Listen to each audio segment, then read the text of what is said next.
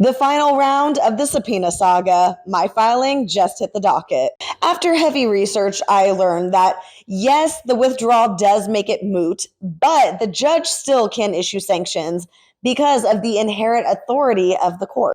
And this handy guy over here, 28 USC section 1927. Assuming that the judge hasn't read any of my filings, I started from the very beginning and worked my way up to present day. A quick recap for those that are new here. Yes, I only had one subscriber on YouTube when Blake issued a subpoena to Google for my YouTube data. Why she didn't go for my TikTok, I don't know.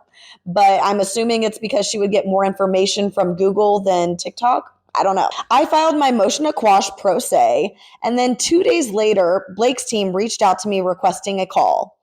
I assumed that it was a phone call because all they said was, would you like to schedule a call?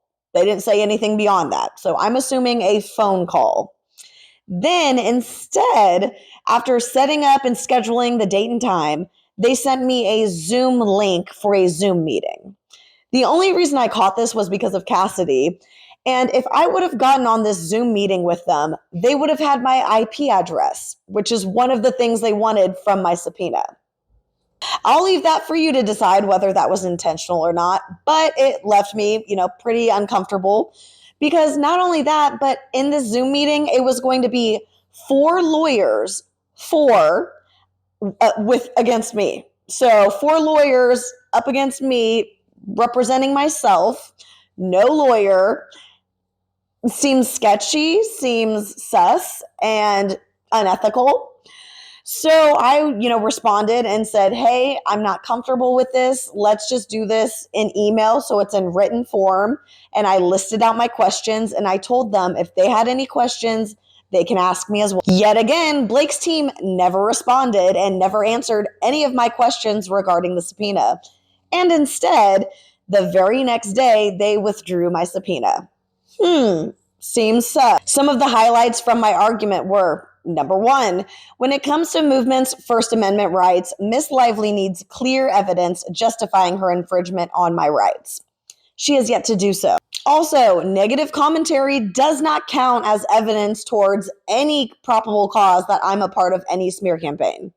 On top of it, that I've said it over and over and over again that I'm not a part of it. So, get it through your head. I also noted that I believe that the plaintiff withdrew the subpoena not because it was issued in error, but because my motion would have laid bare the baselessness of the subpoena and exposed a troubling misuse of the legal process, which I can only hope that Judge Lyman will finally look at. In order for me to get Judge Lyman to care about what's going on, I need him to see that it's also affecting the court and his docket.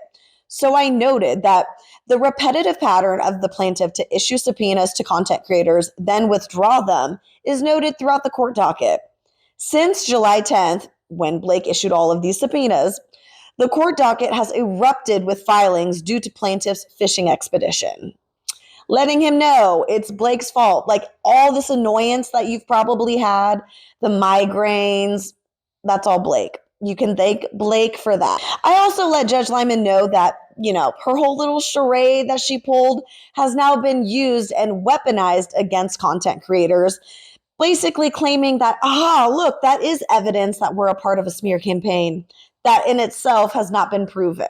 I stated, plaintiff's revolving practice of issuing subpoenas only to withdraw them places undue burden on non-parties and risks undermining the integrity of the court's process.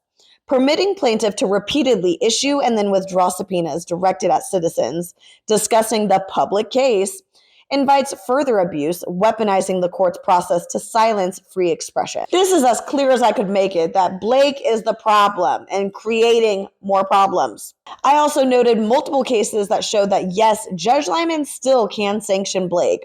One of it being, it confirmed that the court can utilize its inherent power for bad faith conduct. I would say this is considered bad faith conduct. Why are you having 4 lawyers go and speak to somebody without legal representation? And you want to do it over Zoom, which just so happens it would show my IP address, which is something you wanted from the subpoena.